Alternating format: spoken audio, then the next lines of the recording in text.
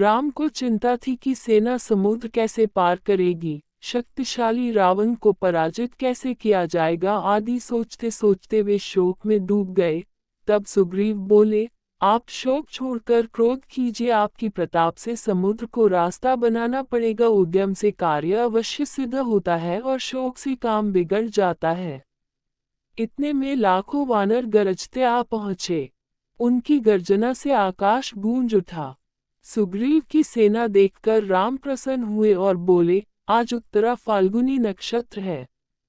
इसी नक्षत्र में सीता का जन्म हुआ था। मैं इसी नक्षत्र में चलना चाहता हूँ। विजय यात्रा के लिए यह मुहूर्त शुभ है।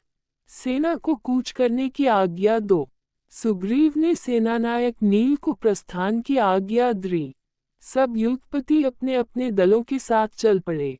हनुमान ने राम और लक्ष्मण को अपने कंधों पर चढ़ा लिया। राम, लक्ष्मण और सुग्रीव की जय से दिशाएं गूंज उठीं। सेना दिन रात चलती रही और महेंद्र पर्वत पर पहुंचकर उसने डेरा डाल दिया। जब से हनुमान ने लंका में आग लगाई थी तब से वहां राक्षसों में बड़ा डर समा गया था। वे सोचते कि जिसके दूत का ये हाल है वह जब स्वयं आ जाएगा तो न जाने क्या दशा होगी।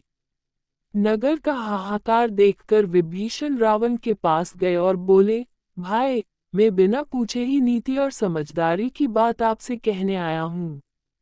मुझे आपका और सारी राक्षस जाति का कल्याण इसी में दिखाई देता है कि श्री राम से बैर न किया जाए।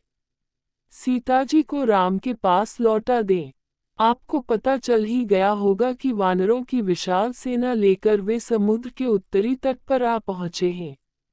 सीता के लौटाने की बात सुनकर रावण ने क्रोधित होकर विभीषण को वहां से चले जाने के लिए कहा। उसने ये भी कहा कि मैं सीता को किसी तरह नहीं लौटाऊंगा। तब रावण अपने सभा भवन में गया।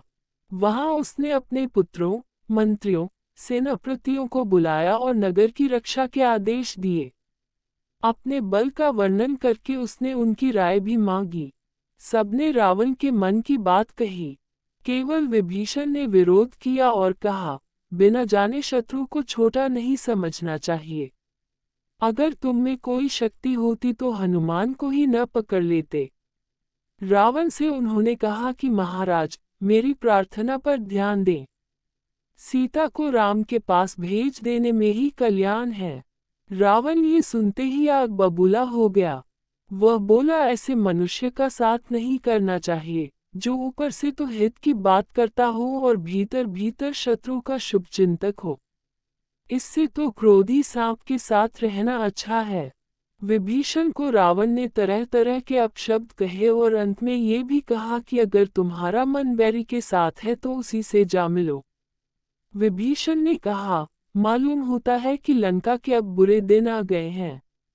मेरी बातें अब आपको अच्छा नहीं लगती। आप कहते हैं तो मैं जाता हूँ। कालवश ने एक बात आपकी समझ में नहीं आती। इतना कहकर अपने 4 मंत्रियों के साथ वह आकाश मार्ग से राम से मिलने के लिए चल पड़ा।